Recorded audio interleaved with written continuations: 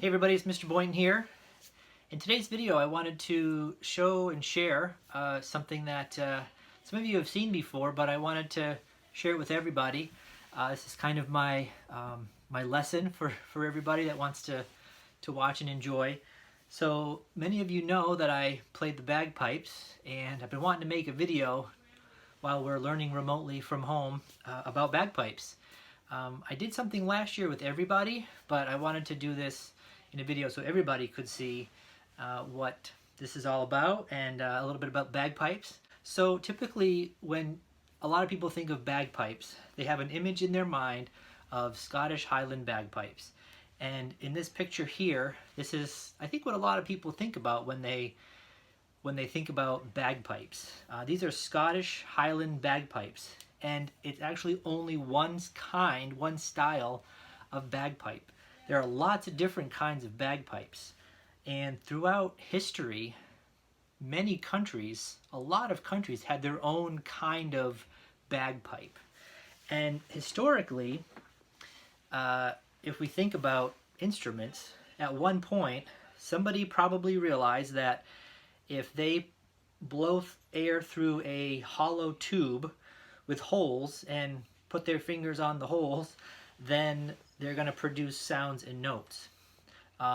Bagpipes are a reed instrument, so there's a reed inside, and when those vibrate together, you get a sound. So at some point in history, somebody figured this out, and using their fingers, they could play a song.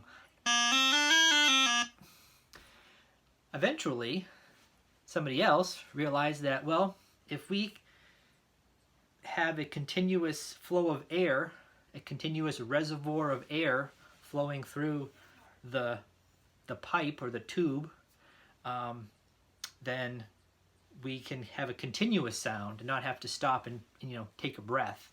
So that's how pretty much the bagpipe evolved, from a reed instrument to attaching a bag, and then eventually attaching drones, which are the parts sticking up that you typically see, or in some cases a cross, which I'll show you in just a minute.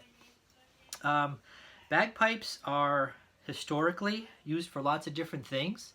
At one time in England, they were considered against the law to play bagpipes. They were considered an instrument of war because all Scottish regiments had bagpipers, and when England and Scotland were, at war with each other throughout history, there was a point in time when they were banned because they were considered an instrument of war, because they call, you can hear them loudly at a distance. They call people together. They can inspire, and they can even be heard above the sounds of battle. So that's why it was at one point deemed illegal to play bagpipes, because they were an instrument of war. But again, that's just one kind of instrument. Throughout history, there have been many kinds of different bagpipes. So the bagpipe that you typically see are the Scottish Great Highland bagpipes, and obviously we have a bag that's attached to it, a place to blow air into that bag, and the chanter, which is where you play the notes. All right? Before anybody ever gets a bagpipe, most people anyway, to do it the right way, need to learn how to play the notes. So students get and learn on a practice chanter, which is this. It's the same size as a real Highland bagpipe chanter. It's called the chanter. And when you learn how to play, and you learn the technique, and you learn some songs, then you transition to the bigger set of Highland bagpipes, which then takes a whole new learning curve to learn how to play that. Again, this is just one kind of bagpipe. But basically, you learn on a chanter. It's quieter. You can play in your house and not, bother your neighbors. And it sounds like this.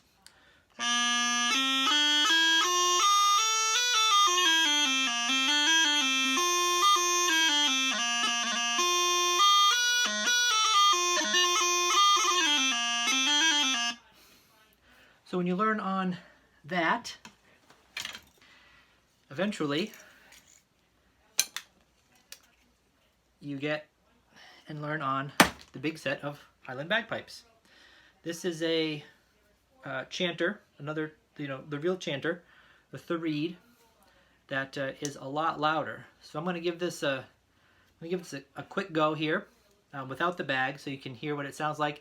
And through a video like this, it's definitely distorted in in a lot of ways. So we'll just give this a quick blow right here.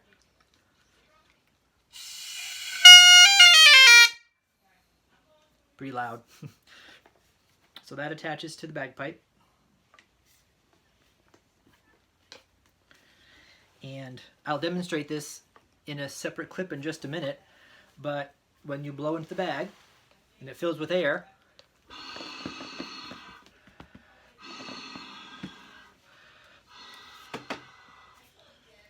you then play the notes as the reed starts to go. Inside here are drone reeds, and these are, let's see if I can get one out here. Typically they've been made out of cane, but this day and age they're more synthetic. So you can see that this is a drone reed, and I'm going to try to give this a quick blow as well. Oh, the can's plugged up.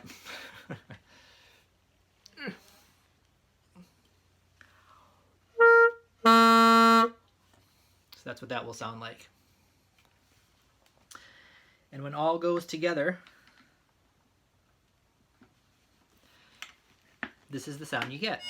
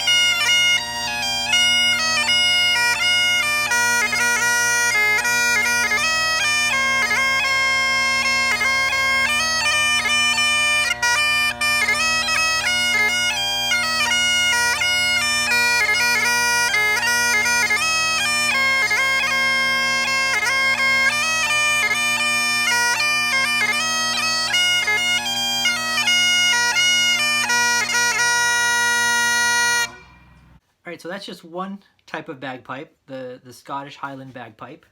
I also have a smaller bagpipe, which is called the Scottish small pipes. And you can see that they are much smaller, but still with the chanter, where you play the notes, and the drones that produce that humming, buzzing sound. Instead of blowing into the bag with my mouth on this instrument, we use something called a bellows. Very similar to something you might see around a fireplace, where you pump and blow air to get the fire going. This does the same thing. Instead of my mouth and lungs blowing the air, it's going to be pumped into the bag. This actually straps around the body.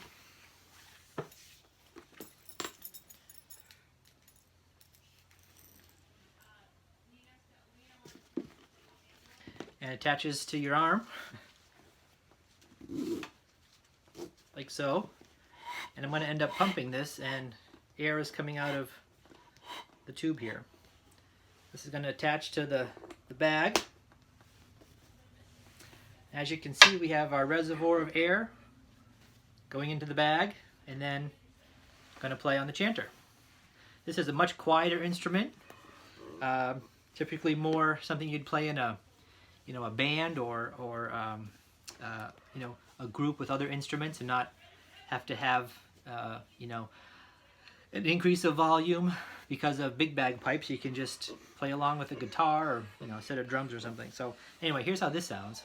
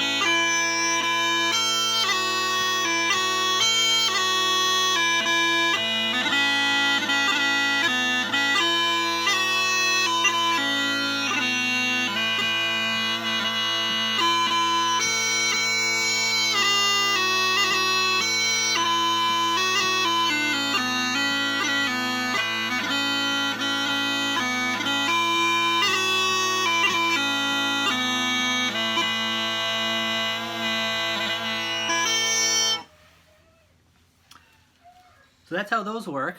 As you can see, I'm pumping air into the bag, which then flows through the pipes over those reeds to produce sound. Typically, other than playing an instrument in a band, I play the bagpipes, the Highland bagpipes, which you heard, at funerals, at weddings, in parades, and that's typically where you would see them. They're a type of instrument that can make people feel different emotions. It might make you feel sad. It might make you feel happy, that you want to get up and dance and do a jig. It might make you feel happy that there's a ceremony taking place. So like a wedding, something happy and celebratory, or something sad like someone passing away, honoring somebody, are the range of emotions that you can experience out of hearing bagpipes. Some people like them and some people don't. But I really do, and it was always a huge goal of mine as a kid to want to learn to play the bagpipes. And I just kept with it, wanting to find how to do it, find a teacher, practice a lot, and just kind of keep going and not give up, even when it was hard and frustrating, because it can be a very frustrating instrument to play because of how delicate it is to tune properly and sound good. It definitely takes a lot of time. So let me play another song for you. So don't give up on your goals, no matter what it is.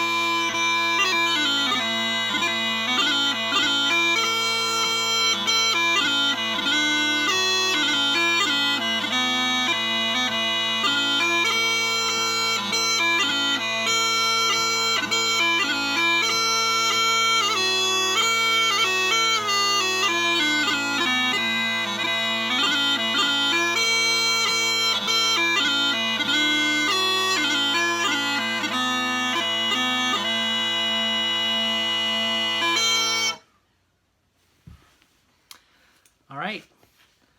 So I hope you guys enjoyed. Thank you for watching my lesson on the bagpipes. I hope you learned something new. And I'll talk to you guys again soon. Bye-bye now.